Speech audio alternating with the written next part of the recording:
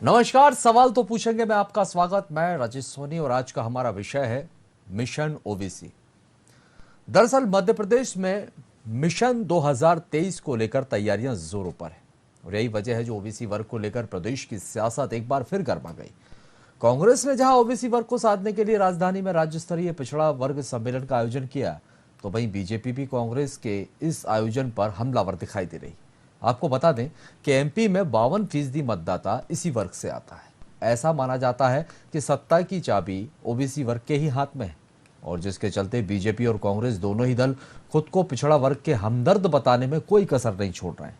ऐसे में बड़ा सवाल यह हो जाता है कि क्या ओबीसी वर्ग के जरिए ही लगेगी सियासी दलों की नैया पार, और इसी पर आज हम चर्चा करेंगे। कई मेहमान भी हमारे साथ जुड़ेंगे, लेकिन उससे पहले देखिए हमारी खास रिपोर्ट। बिजली शुरू हो गई। ऐसे में कांग्रेस की नजर ओबीसी वर्ग पर है।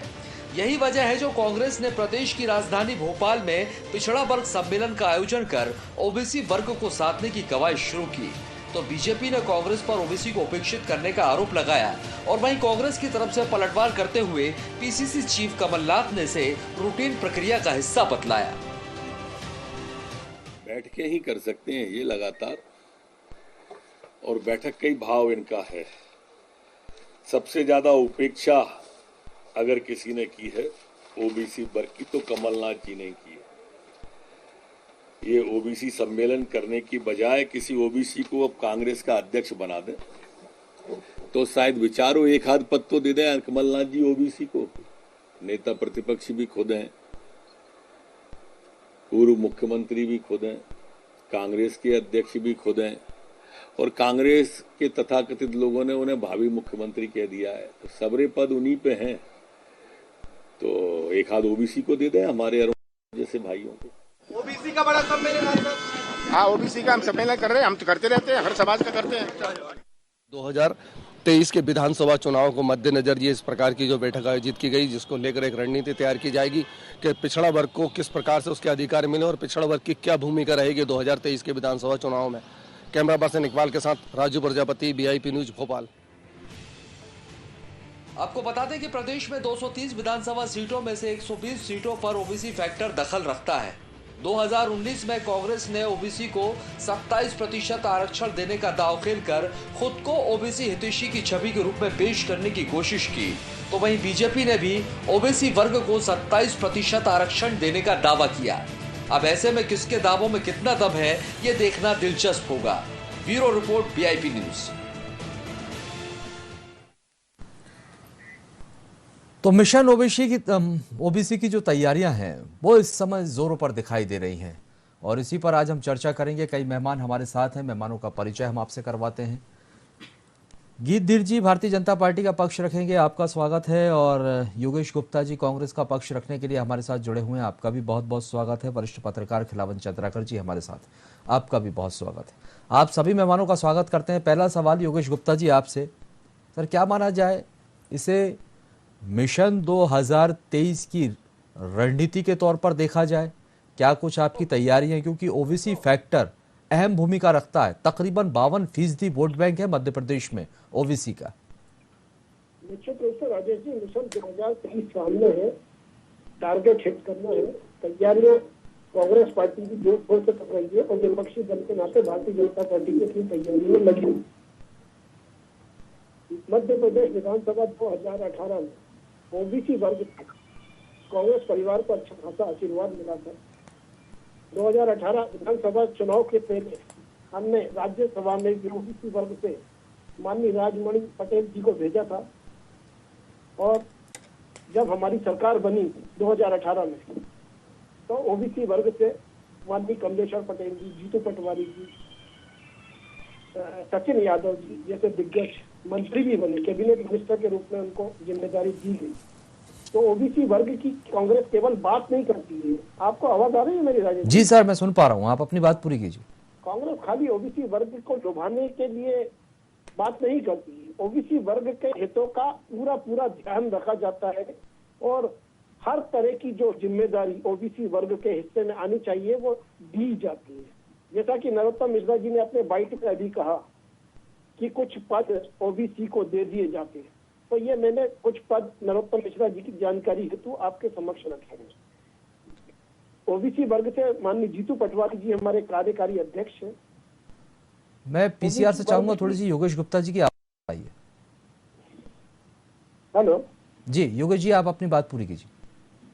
ओबीसी वर्ग से माननीय जीतू पटवारी जी हमारे कार्यकारी अध्यक्ष हैं और आज ओबीसी वर्ग का एक बहुत बड़ा सम्मेलन आयोजित हुआ जिसमें माननीय कमलनाथ जी ने आगे के दिशा निर्देश जारी करते हुए ये अपील करी ओबीसी वर्ग से कि हमने जब हमारी सरकार थी तो ओबीसी वर्ग के हितों को साधते हुए 27% आरक्षण की व्यवस्था करी थी। हमने नगर पालिका पंचायतों में भी ओबीसी वर्ग की रिजर्वेशन की व्यवस्थाएं रखी थी, जिसे शिवराज सरकार ने नकार दिया। ओबीसी वर्ग के 27% आरक्षण की बात नहीं बल्कि कैबिनेट के माध्यम से उसको पास किया था, लागू करने की पूरी मंशा थी, सरकार हमारी गिरा दी गई, अन्यथा वो लागू हो गया होता। हाई कोर्ट में शिवराज सरकार ने गैर जिम्मेदार रवैया अपनाते हुए ओबीसी वर्ग के पक्ष को मजबूती के साथ नहीं रखा। तत्पश्चात कोर्ट ने स्वयं यह अभी संज्ञान लेते हुए निर्देश किए केवल 3 पदों को छोड़कर बाकी सभी पदों में पदोन्नति से लेकर और विभागीय भर्ती तक आप ओबीसी वर्ग को 27% आरक्षण का लाभ दे सकते हैं।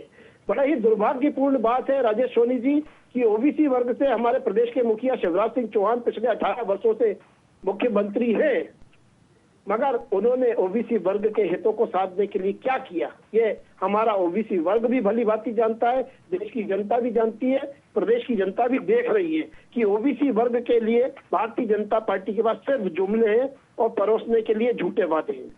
यथार्थ में कुछ भी ओबीसी वर्ग के लिए शिवराज सरकार ने न किया है और न ही आगे करने की कोई संभावना नजर आती है। ठीक है सर, इसको लेकर आप लोगों के अपने अपने तर्क हैं। दोनों ही दल ओबीसी हितैषी बनाने की कोशिश में खुद को जुटे हुए हैं और बीजेपी आप पर आरोप लगाती है, आप बीजेपी पर आरोप लगाते हैं। लेकिन गुटबाजी को लेकर कई सवाल खड़े हुए हैं। जिस तरह से गृह मंत्री नरोत्तम मिश्रा ने यह कहा है कि आप ओबीसी हितैषी खुद को बता तो रहे हैं, तो इससे पहले तो सबसे पहले तो ये करें कि कमलनाथ जी सारे पद अपने पास रखकर बैठे हुए हैं। अरुण यादव जी हैं, कम से कम एक पद उन्हीं को दे दीजिए, उन्हें उपेक्षित किया जा रहा है। वो ओबीसी का सबसे बड़ा चेहरा है आपकी पार्टी के। देखिए आज ओबीसी वर्ग की मीटिंग में अरुण यादव जी मौजूद थे। अरुण यादव जी के बंगले पे भी ओबीसी वर्ग के हर नेता की उपस्थिति थी और अभी तक वहाँ चर्चारत है वो लोग अपनी, जब तक ये डिबेट चल रही है तब तक भी। तो अरुण यादव जी पार्टी की मुख्य संगठन से या मुख्य विचारधारा से कहीं भी अलग नहीं है। माननीय कमलनाथ जी के पहले 4-4.5 साल का अध्यक्ष का कार्यभार माननीय अरुण यादव जी के नेतृत्व में ही चुनाव लड़ा गया था और उन्हीं के नेतृत्व में हमने सफलता के झंडे भी गाड़े थे। अरुण यादव जी हमारी पार्टी के एक आधार स्तंभ है, मुख्य आधार स्तंभ है और उनकी अनदेखी करने का तो सवाल ही नहीं उठता। ये केवल भ्रम की राजनीति भारतीय जनता पार्टी के लोग फैलाते हैं। जब जब चुनाव नजदीक आते हैं इसी प्रकार जनता को भ्रमित करने के लिए झूठे अफवाहें फैलाई जाती है कि कांग्रेस में एकजुटता नहीं है, लेकिन इसके बावजूद भी 2018 विधानसभा चुनाव में सभी प्रमुख ने। चलिए, योगेश जी से संपर्क टूट गया है। सत्येंद्र चौधरी हमारे साथ बीजेपी का पक्ष रखने के लिए जुड़ गए। सत्येंद्र जी, सभी राजनीतिक पार्टियों की अपनी अपनी तैयारियां हैं 2023 को लेकर, सब अपने तरीके से अपनी जमीन तैयार कर रहे हैं और सब दमखम के साथ जुटे हैं। आप अपनी तैयारी कीजिए, लेकिन यदि कांग्रेस कुछ करने जाती है तो आपको उसमें क्या आपत्ति है? यदि वो ओबीसी सम्मेलन कर रही है तो सर आपको क्या परेशानी है? ये आरोप कांग्रेस का है।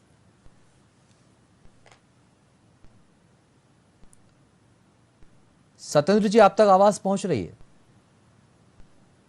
हेलो, हाँ राजेश जी। जी सर, सवाल सुना मेरा आपने? नहीं, अभी मैं फिर से जुड़ा हूँ, कुछ टेक्निकल प्रॉब्लम थी जी। आप बताइए क्या सवाल है? सवाल ये है, जब चुनाव आते हैं सभी सियासी दल अपने अपने तरीके से अपनी अपनी तैयारियों में जुट जाते हैं। आप लोग भी अपनी तैयारी कर रहे हैं, कांग्रेस की भी अपनी तैयारी। लेकिन सवाल ये खड़ा हो जाता है, यदि कांग्रेस यहाँ पर ओबीसी सम्मेलन कर रही है, वो अपनी तैयारियों में जुटी है, तो कांग्रेस का ये कहना है कि बीजेपी भ्रम फैलाती है, बीजेपी को परेशानी है। तो मेरा वही सवाल है, आपको क्या परेशानी है? अच्छा, भ्रम किस बारे में फैलाने का?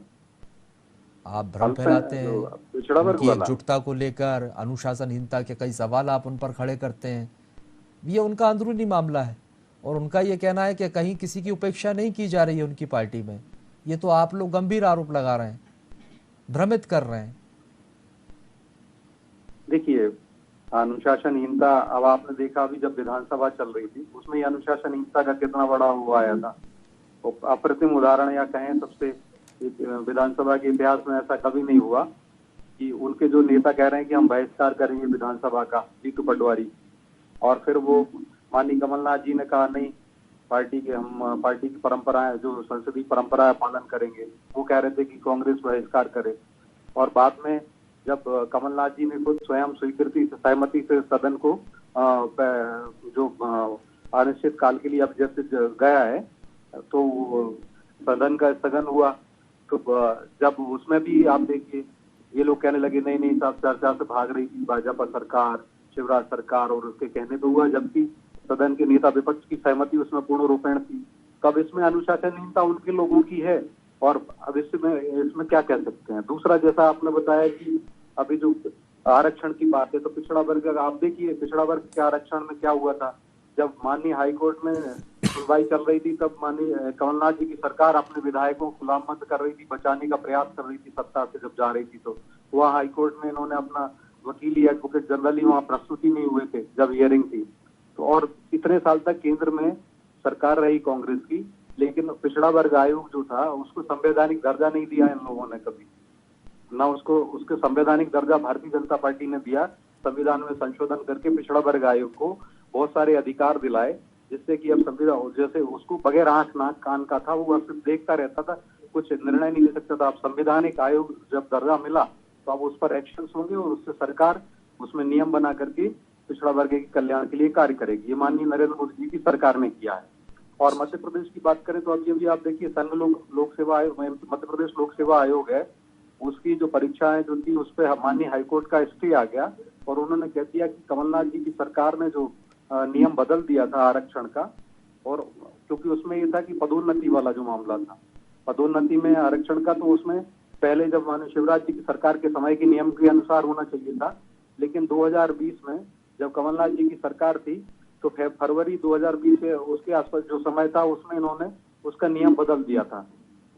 तो अभी माननीय हाईकोर्ट ने भी उस पर दिया, जिसमें कि हमारे ओबीसी भाइयों को आरक्षण में जो पदोन्नति का लाभ नहीं मिल पा रहा है, क्योंकि इन्होंने उसका क्लॉज बदल दिया था। तो अब आप देखिए ये कहाँ से हितैषी है, ये तो उनके लिए उनके कष्टकारक हैं। इसी प्रकार से अभी जो चुनाव की बात हुई, पंचायत चुनाव, इसमें देखिए पंचायत चुनाव में अगर जिस हिसाब से जो अभी आरक्षण जो चुनाव होती, तो उसमें हमारे ओबीसी वर्ग और आरक्षित वर्ग को ज्यादा से ज्यादा सीटें मिलने की बात थी, लेकिन इन्होंने जाकर के, इनकी खुद ही नेतागण गए और वहां पर कोर्ट में जाकर के याचिका लगाई और कहने लगे कि ये गलत है, जबकि उसमें ज्यादा सीटें मिल रही थी। फिर कोर्ट ने कह दिया कि पुराने हिसाब से ही निर्णय किया जाए, जिसमें कि आरक्षित पदों की संख्या जो है सरपंच और उसकी ग्राम निकाय के चुनाव में वो कम हो रही थी। तो उसी पे आप देखिए, इन्होंने, कांग्रेस ने उनके हितों पर कुल्हाड़ी मारने का काम किया है, तो हमारे ओबीसी भाइयों की पैरों पर कुल्हाड़ी मारने का काम कांग्रेस ने किया। आपने भी सही, अभी मैंने सुना था कि अरुण यादव जी यादव वर्ग समाज से आते हैं। आप देखिए, हमारे यहाँ तो माननीय मुख्यमंत्री शिवराज जी ओबीसी वर्ग से आते हैं, और सबसे ज्यादा अधिक समय से मुख्यमंत्री हैं, लगातार मुख्यमंत्री हैं। उसके पहले बाबूलाल गौर जी भी मुख्यमंत्री रहे, वो भी ओबीसी वर्ग से आते हैं, और उसके पहले उमा भारती जी मुख्यमंत्री रही, वो भी ओबीसी वर्ग से ही संबंधित हैं, वहां से आती है। तो हमारे यहाँ तो यही सवाल तो कांग्रेस कर रही है कि आपके यहाँ मुख्यमंत्री भी ओबीसी वर्ग से आते हैं, फिर भी आप लोग उपेक्षा कर रहे हैं। यहाँ पर कांग्रेस ने दाव खेला, आप लोगों ने लागू नहीं होने दिया। नहीं, वो तो देखिए, अब मैंने आपको बताया, कोर्ट में, हाई कोर्ट में सुनवाई में इनका एडवोकेट जनरल उपस्थित जब नहीं हुआ है ना जी, उसके बाद मैंने अभी आपको बताया कि अगर पंचायत निकाय चुनाव जवाब ले लीजिए, उस चुनाव में अगर ये होता तो जवाब ले लीजिए, मेरी बाइट कट गई थी। ठीक है, रुक जाइए, योगेश जी कुछ कहना चाह रहे हैं, सतन जी सुन लीजिए। योगेश जी बता तो रहा हूँ वही बात, ठीक है। ओबीसी वर्ग को ज्यादा से ज्यादा, और लोक सेवा आयोग में जो पदोन्नति में जो आरक्षण मिलने की बात थी, तो उसमें इन्होंने नियम चेंज कर दिया कमलनाथ सरकार ने, कोर्ट ने कह दिया ये तो बिल्कुल गलत है। देखिए राजेश जी, इनका समय काफी हो चुका है, ये आप रोकेंगे नहीं तो ये इनका ऑन रिकॉर्ड चालू रहेगा। चलिए आप जवाब दे दीजिए, रुक जाइए सतन जी, उमेश जी की बात। देखिए राजेश जी, सत्येंद्र जी को जानकारी का अभाव है, स्पष्ट रूप से ये मानता हूँ। जो पंचायत चुनावों का इन्होंने हवाला दिया, उसमें पंचायत चुनाव रद्द होने के पीछे दो मुख्य वजह थी। शिवराज सरकार का दोहरा मापदंड, एक परिसीमन 2018 का और एक परिसीमन 2015 का। तो ये डबल परिसीमन के खिलाफ जिन लोगों के हितों पे कुठाराघात हो रहा था वो लोग अदालत की शरण में गए थे और वहां से स्टे लेकर आए। अब माननीय न्यायालय का निर्णय आया है कि आप पंचायत चुनाव 2018 माननीय कमलनाथ जी की सरकार में जो रोटेशन हुआ था उसके आधार पर कराएं। तो अब शिवराज सरकार की व्यवस्था है कि पंचायत चुनावों का परिसीमन कमलनाथ जी के द्वारा किए गए जो परिसीमन थे उस पर ना कराते हुए है उसको पुनः ओबीसी वर्ग की एक सूची बना रहे हैं और सूचीबद्ध तरीके से उसको नए सिरे से परिसीमन करने की मंशा रखते हुए फिर पंचायत जिला पंचायत सरकारों के हितों पर कुठाराघात कर रहे हैं। और इसी तरह चलते चलते मिशन 2023 पास आ जाएगा और पंचायत चुनावों को साइड में रख दिया जाएगा। ये शिवराज सरकार सहित माननीय उमा भारती, माननीय बाबूलाल गौर जी, तीन मुख्यमंत्री जिनके नाम अभी बीजेपी के प्रवक्ता ने दिए। कितना बड़ा दुर्भाग्य की बात है कि ओबीसी वर्ग की इन लोगों ने कितनी बड़ी अनदेखी करी और लगातार अभी तक करते आ रहे। 27% आरक्षण माननीय कमलनाथ जी के कैबिनेट माननीय कमलनाथ जी के आदेश से माननीय उच्चतम न्यायालय से फैसला ज्यादा लोगों को मिल रहा था, लेकिन आप लोगों ने चलने नहीं दिया। आपने कोर्ट में जाकर के उनके पैरों पे कुल्हाड़ी मारी। तो अरुण यादव जी हमारे भूतपूर्व कांग्रेस अध्यक्ष रह चुके हैं, वर्तमान में वो पुनः सक्रिय भूमिका में है और आज जो सम्मेलन हुआ है उसमें उनकी बहुत ही अहम भूमिका थी और अभी तक वो चर्चारत है। निश्चित रूप से अरुण यादव जी के मार्गदर्शन में, कमलनाथ जी के नेतृत्व में सभी नेता एकजुट होकर मिशन 2023 की फतेह के लिए काम करेंगे। और ओबीसी वर्ग भली भांति ये जानता है कि मात्र 15 माह की अल्प सरकार में जो कमलनाथ जी ने उनके हितों के लिए निर्णय लिए थे वो पिछले 18 से 20 वर्षों में भारतीय जनता पार्टी के शासन में कोई भी ओबीसी मुख्यमंत्री नहीं ले पाया है। तो हम जनता को जुमले नहीं काम करके दिखाते हैं। हमारी कैबिनेट में 3-3, 4-4 ओबीसी वर्ग से मंत्री बने थे कैबिनेट मिनिस्टर। आपकी भारतीय जनता पार्टी शासित सरकार में शिवराज जी ने क्या उपेक्षा करी है ये ओबीसी वर्ग के लोगों से? आपकी पार्टी के अंदर आप सुन लीजिएगा। ठीक है, आप जवाब ले लीजिए। जवाब दे राजेश जी। देखिए, जुमलेबाजी की सरकार तो कांग्रेस की सरकार रही, 65 साल तक सरकार केंद्र में रही, लेकिन इन्होंने जो पिछड़ा वर्ग आयोग है उसको संवैधानिक दर्जा नहीं दिला पाए। और ये बात करते हैं अभी ऐसी कि हमने सब पिछड़ा वर्ग आयोग तो आपने चालू ही नहीं होने दिया। कमलनाथ जी जो गठन करके गए आज तक उनके अधिकार छीन के रखे आप ओबीसी वर्ग के। आप ज्ञान बढ़ाइए। जेपी धनोटिया जी पिछड़ा वर्ग आयोग के अध्यक्ष है, केंद्रीय पिछड़ा वर्ग आयोग की आपकी सरकार उनको काम नहीं करने दे रही है। 65 साल तक आप इतनी बड़ा आगे समय से हमारे बोले जो है ना मध्य प्रदेश हर वक्त अपनी ओबीसीओ को अपनी समस्याओं को रखने के लिए जो जवाब ले लीजिए मेरे से। आप योगेश जी रुक जाइए ना सर, एक एक कर बात पूरी कीजिए। ऐसा तो संवैधानिक दर्जा ही नहीं दे समझ ही नहीं आएगा कि आप लोग क्या कह रहे हैं। ठीक है ना, आपकी बात पूरी हुई, आप जवाब ले लीजिए उनसे, फिर आप बोलिए। योगेश जी सर निवेदन है, आप दोनों एक साथ बोलेंगे तो समझ कैसे आएगा? मेरे से आपने जवाब मांगा, अब मैं जवाब दे रहा हूँ तो इनको शांति से सुनना चाहिए। बहुत देर बोलिए। ठीक है ना, आप अपनी बारी पे बोलिएगा ना सर। मुझे भी उतना ही समय दीजिए जितना मैं दे रहा हूँ आपको भी। ये शिकायत मत कीजिए, आपके समय नहीं दिया, शुरुआत से आपको समय देना, उसके बाद सत्येंद्र जी को समय दिया मैं। ये आरोप मत लगाइए सर, मैंने आपको भरपूर समय दिया। ठीक है, सत्येंद्र जी बोलिए। योगेश जी प्लीज निवेदन है मेरा आपसे। मेरी बात आ नहीं पाई, आप मुझे समय दें। मेरा फोन कट गया था, फोन कटा था, आपकी बात पूरी हुई थी सर, उसके बाद भी समय दिया मैंने आप नहीं, फोन कट गया था सर, उसके भरपूर समय दिया मैंने। आप तब से लगातार ही बोले जा रहे हैं, तब से भी आप ही लगातार बोले जा रहे हैं। अब आपने सवाल उठाया तो उसका जवाब तो दीजिए ना, इतना धैर्य तो रखिए ना सर।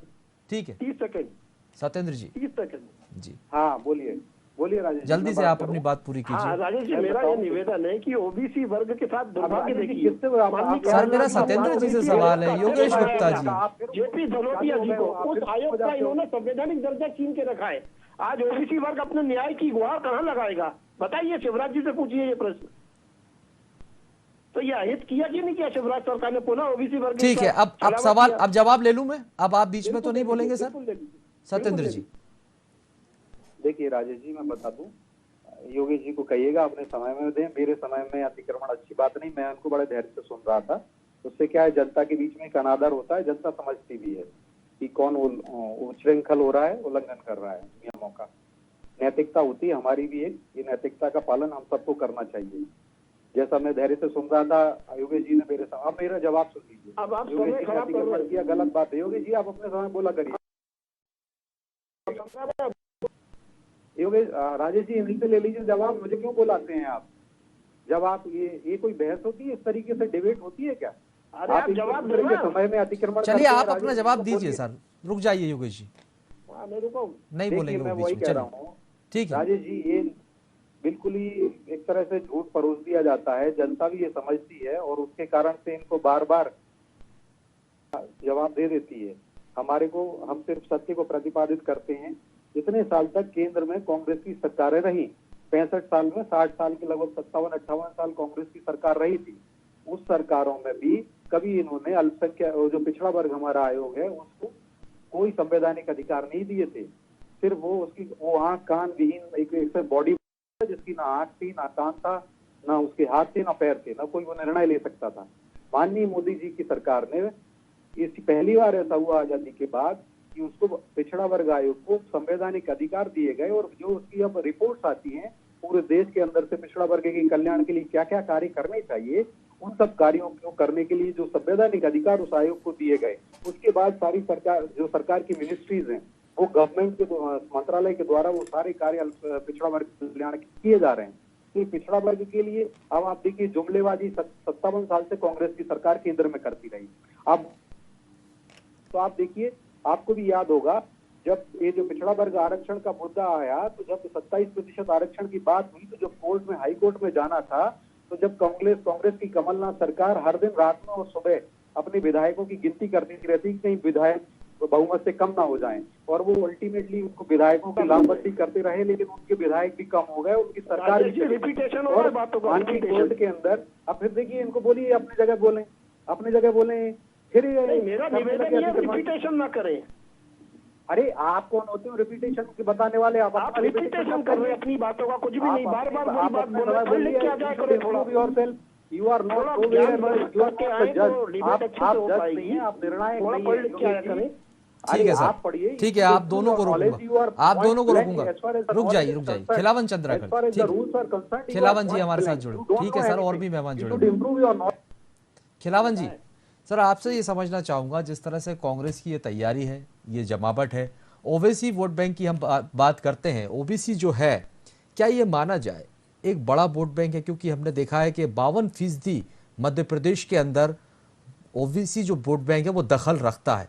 क्या यही वजह है जो राजनीतिक दल जो है ओबीसी को लुभाने के लिए जुटे हुए हैं? दोनों ही पार्टियों के अपने अपने तर्क हैं, किसको कितना फायदा पहुंच सकता है इससे? देखिए, निश्चित रूप से ओबीसी वर्ग के समर्थन के बिना किसी सरकार बन जाए मध्य प्रदेश में, ये संभव नहीं। यदि जिस पार्टी ने, चाहे कांग्रेस, यदि ओबीसी वर्ग को लुभाने में कामयाब होती तो उनकी सरकार आगामी दिनों में बन सकती। यदि बीजेपी उसको पूरी तरह से अपने पक्ष में लाती तो उनकी भी सरकार बन सकती। 52% है राजेश जी, निश्चित रूप से 52% ओबीसी वर्ग का वोट है। और मुझे लगता है जिस तरह से मंत्रिमंडल में प्रतिनिधित्व मिलता है, विधायकों की संख्या है वर्तमान में, और लगभग 140 से 145 सीट मध्य प्रदेश में, 140 से 145 सीट ऐसी है जिसमें ओबीसी वर्ग के समर्थन के बिना कोई सत्ता नहीं, सत्ता कोई जीत की उम्मीद नहीं की जा सकती। इसलिए आगामी विधानसभा चुनाव में दोनों ही पार्टी के लिए, दो पार्टियां जो प्रमुख पार्टियां, मैं और दूसरे पार्टियों की बात अभी नहीं कर रहा हूं यहाँ, जो मध्य प्रदेश में आगामी विधानसभा चुनाव में आमने सामने होगी, ऐसी दोनों पार्टियों की बात कर रहा हूं। तो निश्चित है कि दोनों पार्टियों के द्वारा यदि ज्यादा लोग लुभावन तरीके से पिछड़े वर्ग के लिए काम किया जाता है तो निश्चित रूप से उनकी चीज सुनिश्चित होगी। लेकिन पिछले लंबे समय से देख रहे हैं, लंबे समय से मंडल कमीशन से शुरू होता हूं मैं मंडल कमीशन से अपनी बात शुरू करता हूं। मंडल कमीशन गठित की गई, मंडल कमीशन की रिपोर्ट को वीपी सिंह सरकार ने लागू किया। पूरे देश में मंडल कमीशन के मंडल को कमंडल कह के पूरे देश में एक बड़े वर्ग के द्वारा उसका विरोध प्रदर्शन किया गया। और सत्येंद्र जी सुन रहे हैं तो सुन लीजिए आप, भारतीय जनता पार्टी और आरएसएस के प्रमुख लोग इस आंदोलन को पीछे से हवा दे रहे थे। इसका प्रमाण मेरे पास है, मैं चाहे तो सत्येंद्र जी आपको प्रस्तुत कर सकता हूँ इसका प्रमाण। उसके बाद आप देखिए, लगातार होता रहा। मध्य प्रदेश में मध्य प्रदेश में महाजन आयोग का गठन हुआ, पिछड़े वर्ग को किस कांग्रेस के नेता थे रामजी महाजन, बैतूल के थे, मुल्ताई से चुनाव लड़ते थे, मसोद नाम से उनका विधानसभा क्षेत्र था।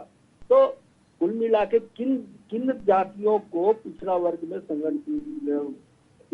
शामिल किया जाए, ये हमारे महाजन जी ने तय किया, महाजन कमीशन ने तय किया, जो कांग्रेस के मध्य प्रदेश में बड़े लीडर थे, पूर्व मंत्री भी थे। उसके बाद आपने देखा होगा, फिर मैं आगे बढ़ता हूँ तो कोई पिछड़ा वर्ग का सुख लेने वाला कोई नहीं था। जब दिग्विजय सिंह के अंतिम कार्यकाल आ रहा था 2001-2002 में, जो अपने दूसरे कार्यकाल के अंतिम छोर में पहुंच रहे थे, तब उनने 14% से बढ़ाकर ओबीसी के आरक्षण को 27% किया। ठीक है खिलावन जी, समय थोड़ा माफ कीजिएगा, बीच में टोकूंगा सर। 14% की आप बात कर रहे हैं, ठीक है, और 27% की यदि हम बात करते हैं तो दोनों ही पार्टियां ये बता रही हैं पक्षधर हैं 27% के। लेकिन जब 2019 में कमलनाथ सरकार थी, जब 27% का ये दाव इन्होंने खेला, तो ये कहीं ना कहीं बीजेपी के लिए गले की फांस बन गया। निश्चित रूप से एक बड़ा अचीवमेंट था कांग्रेस के लिए। मैं तो कहता हूँ कांग्रेस को ये अमर कर देता, कांग्रेस को लगातार उससे समर्थन मिलती मुझे लगता है। लेकिन आपने जो लोग वहाँ हाई कोर्ट में गए, पिटीशन दायर किए, उन लोगों के चेहरे देखे तो मुझे लगता है कोई न कोई ऐसा बड़ा षड्यंत्र था, बड़ी साजिश थी ताकि इस वर्ग के लोगों को आरक्षण न मिल सके। इसके लिए लगातार एक निर्देश कार्य कर रहा था, ऐसा मुझे लगा।